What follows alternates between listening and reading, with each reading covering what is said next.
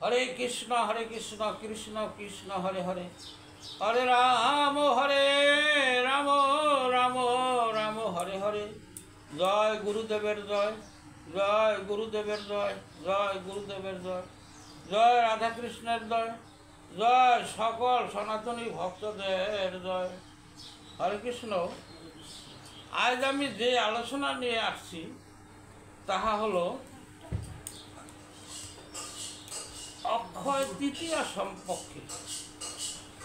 এই অক্ষয় তৃতীয়ার ভগবানের গায়ে চন্দন লেপন এবং গোপীনাথ যে ক্ষীর চুরি করে রাখছিল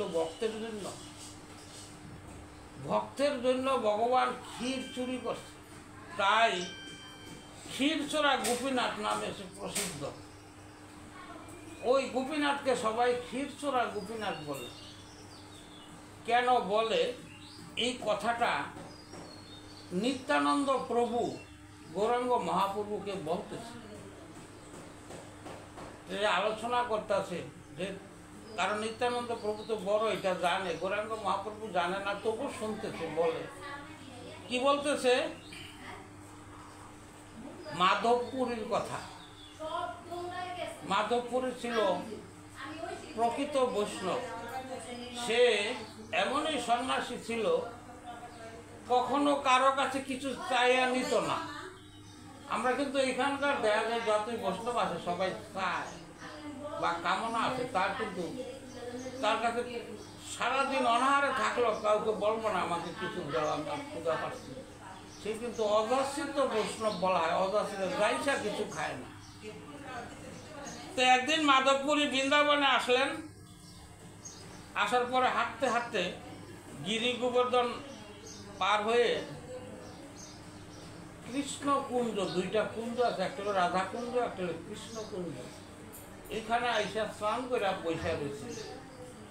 বৈশা থাকার পর ওইখানকার বৈশা সে ধ্যান করতেছে। এমন সময় একটা বালক, শিশু বালক আইসা বলতেছে, দুধ নিয়ে আসছে। দুধ নিয়ে আইসা বলে যে একটা গ্লাস দেয়া, পাত্র দেয়া।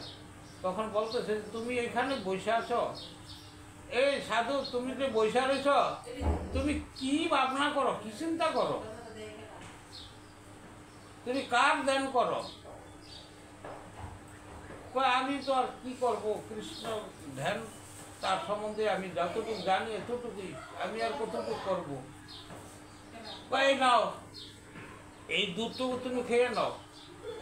তখন চিন্তা করলাম, দুধটুকু এত যদি সাহায্য দেখায়, তা আমি শুনছি এইখানকার যে গোপীরা বা মহিলারা যে কলদের জল নিতে আসছে, তারা বলতেছে একটা সাধু বৈশা রয়েছে। এই বৃন্দাবনে তো কেউ অনাহারি থাকে না, তাই তারা বলাতে আমি দুধ নিয়ে আসছি, তুমি এটা দুধটা খেয়ে এই বাটিটা রাইখা দিও, আমি পরে এসে নিয়ে যাইব। ওই বাটি সহ দুধ দিয়ে গেছে। তখন সে দুধটা খাওয়ার পরে বৈশা সন্ধ্যা হয়ে গেছে গা, কিন্তু বাটি আর নিতে আসে না। কি বাটিটা নিতে আসতো না, কারণটা কি? তখন রাত্রে তারকে স্বপ্নে দেখাইল, ওই বালক ওই স্বপ্নে দেখাইতে আসে।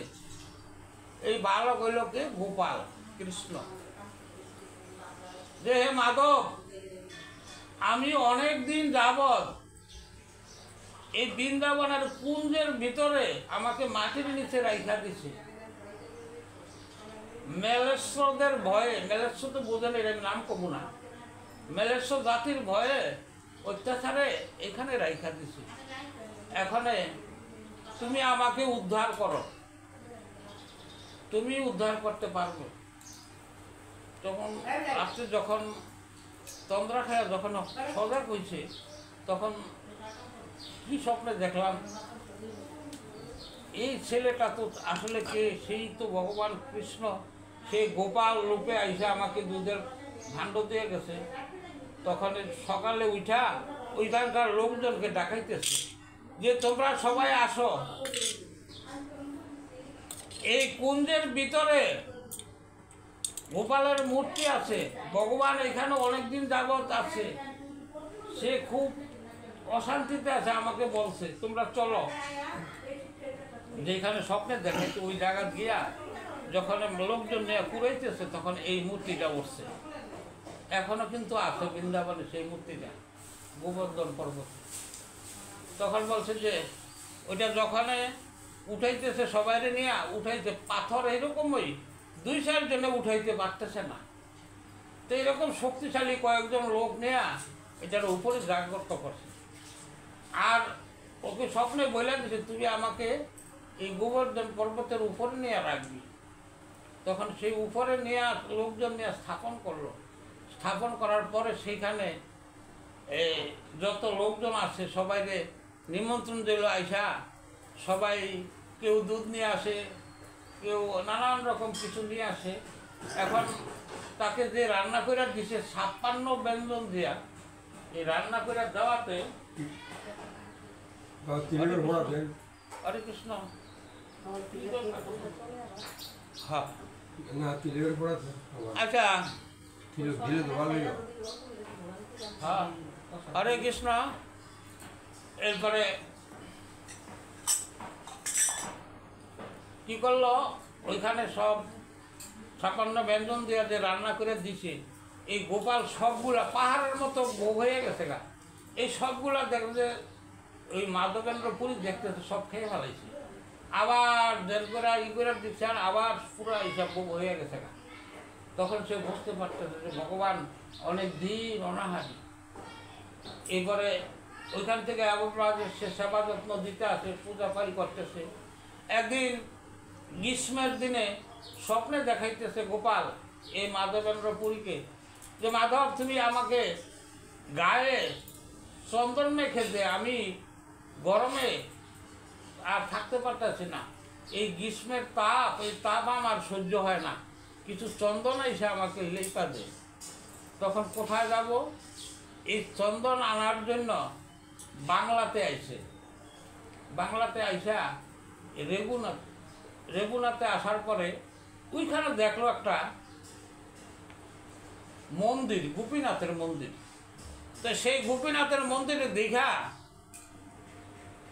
সে মনে মনে করলো গোপীনাথের মন্দির দর্শন করে যাই, আজকে থাকি, রাত্র হয়ে যাইতে আছে গা, এত রাত্র। দেখতেছি গোপীনাথের মন্দিরে ক্ষীরের ভোগ দিছে। ওইখানে ক্ষীরের ভোগ কিন্তু প্রসিদ্ধ, নাম দাম ক্ষীরের ভোগের।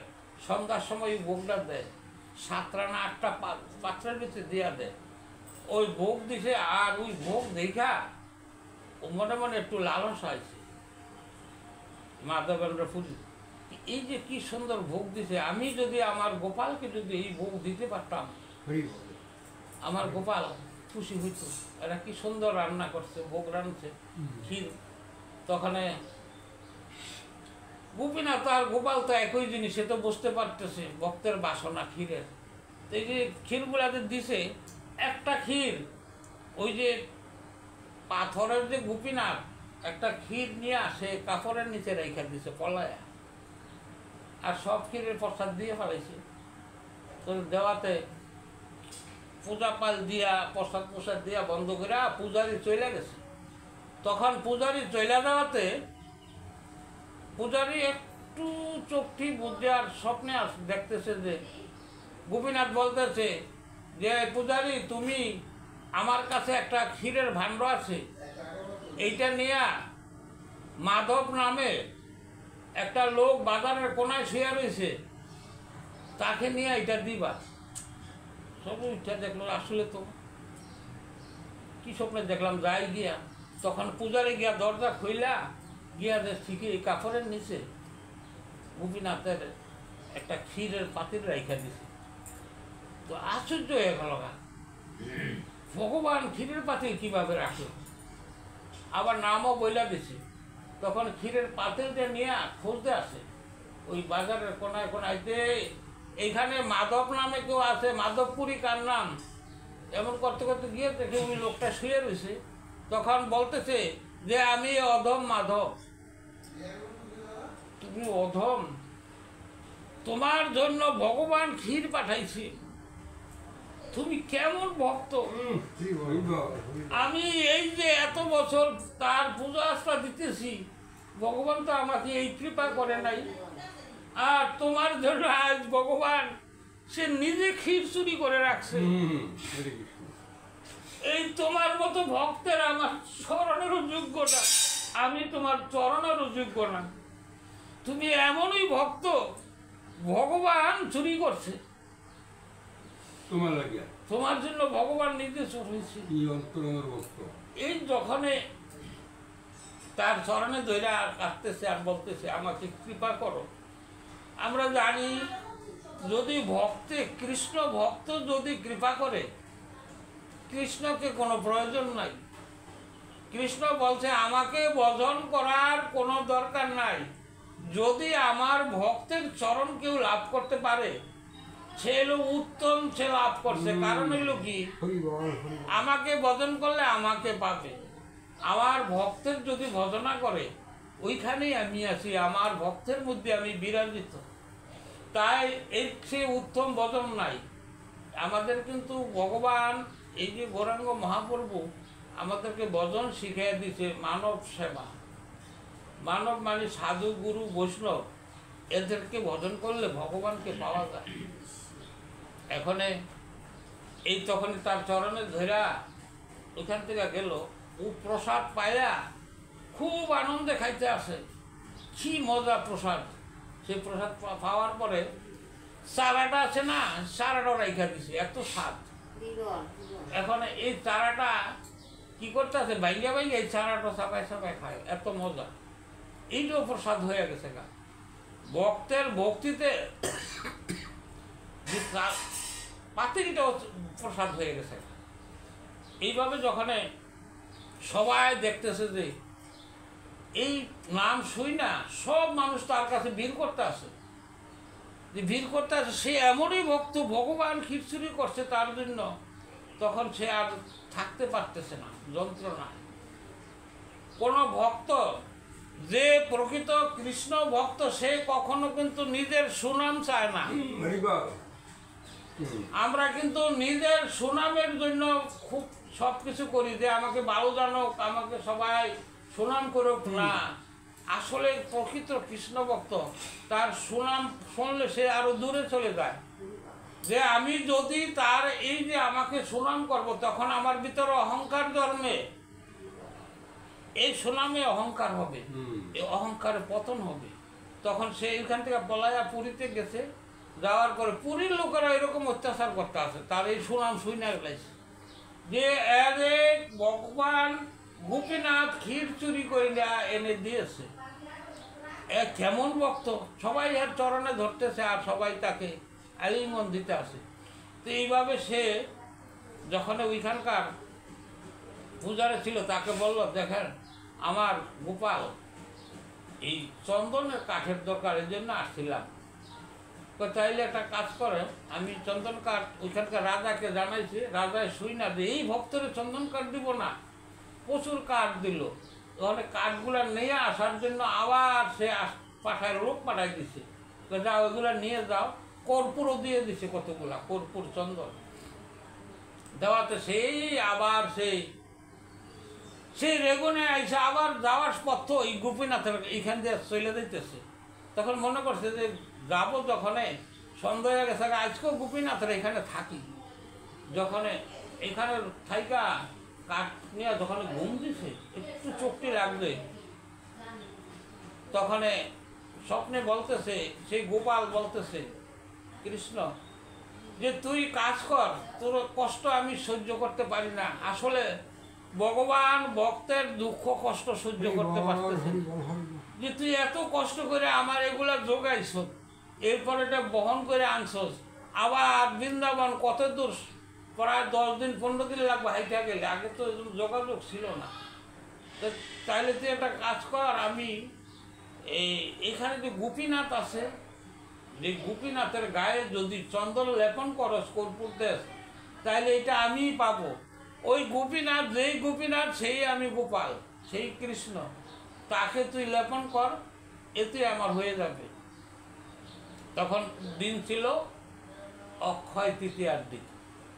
তো ব্রাহ্মণের কাছে বলল, ওইখানে যে পূজারী, যে আমাকে গোপাল তো এরকম বলছে, তো বললে তাইলে করো। তখন সে চন্দন ওই লেপন করলো, লোকজন রাইখা বসিয়া চন্দন গোপীনাথের দিল। এদিকে কৃষ্ণ যে গোপাল সে শান্ত হয়ে গেল। এই ছিল আজকে অক্ষয় তৃতীয়ার মেন কথাটুকু, যে কোন দিনে এই দিনে ভগবানের গায়ে চন্দন লেপন করেছেন। আর এই দিনে যারা যাই কিছু করুক, ধর্মকর্ম এটা অক্ষয় হইয়া থাকবে, এটার কোনো ক্ষয় নাই। যে যাই দান করুক, যাই কিছু করুক না কেন, আজকের দিনে যা করবে এটা সবসময় অক্ষয় হইয়া থাকবে। এটা ভগবানের কাছে সর্বদা স্থগিত থাকবে। হরে কৃষ্ণ। আমার আলোচনা আমি এইখানে রাখলাম। যদি ভুল ত্রুটি হয় আমাকে ক্ষমা দৃষ্টিতে রাখবেন। হরে কৃষ্ণ, হরে কৃষ্ণ, কৃষ্ণ কৃষ্ণ হরে হরে, হরে রাম,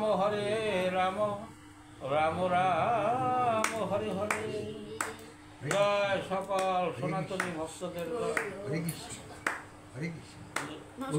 জয়।